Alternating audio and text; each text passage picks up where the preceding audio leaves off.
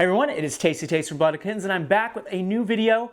So if you could just take a second to pull your head out of the leaked Tyranid Codex for just one moment, let's talk about some army lists that won last week. Right after this, quick intro.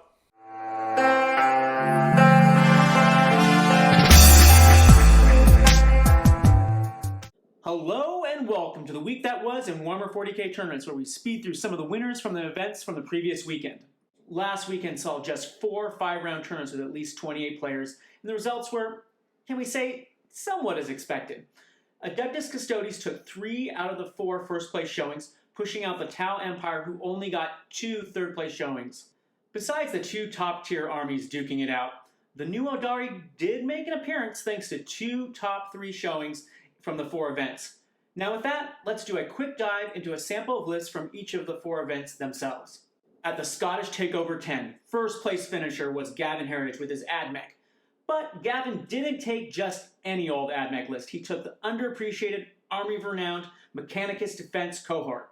This Army of Renown is where Cataphren Breachers and Castellan Robots are the name of the game.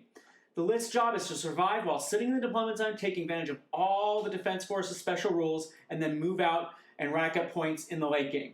Gavin's list went through 2 different kinds of meta Tau lists, a Lucius AdMech list, a Deathwing Dark Angels list, and then finally a Silent King Necrons list to win the entire tournament.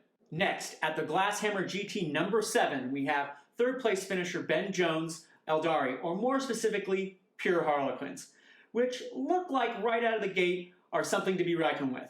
Ben's list used all the Harlequin trigger units as he went full mechanized, running 6 Star Reaver transports and 6 Void Reaver gunboats. It doesn't hurt that both those units are always -1 to hit, have a 4+ invul, and turn off hit rerolls. They also unleash a metric ton of shots when they are spammed. Ben had to go through Black Templars, Genestealer Cult, then he lost to Tau, only then to beat Custodes, and then finally beat Tau to go 4-1 for the event. Moving along, at the Blood and Iron Warhammer 40k tournament, we saw Zachary Prinsloo, Adeptus Custodes, take first place using no Dreadnoughts, but he did bring back some 8th edition goodness with Alaris Custodes and threw in some Wardens just along for the ride. But the secret tech was his use of the Eversor Assassin, which, how he used it is anyone's guess. Zach's road to 5-0 went through Ravenwing Deathwing Dark Angels, Dread Heavy Custodes, Gascol Orcs, and then a gauntlet of 2 Tau armies to win the entire tournament. Finally, the last event was the Scorched Earth Open, where second place winner Tyler Hepler took a brutal, and I mean brutal, Tyranid Crusher Stampede list. This list had 5 Herodals, 3 Killy, and 2 Shooty. And oh, by the way, he went Spearhead Detachment, so it means he didn't have any troops to speak of, just pure devastation. Tyler also used the fancy Synaptic Link from the Trigon Prime to allow his Herodals to fall back and then charge again.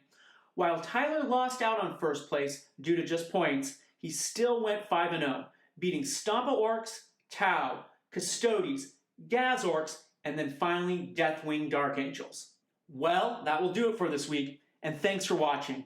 And if you want to see the rest of the top 3 lists in detail, all you have to do is just click on the links in the description below. And as always, if you like this content, please leave a comment, like, subscribe, and ring that bell.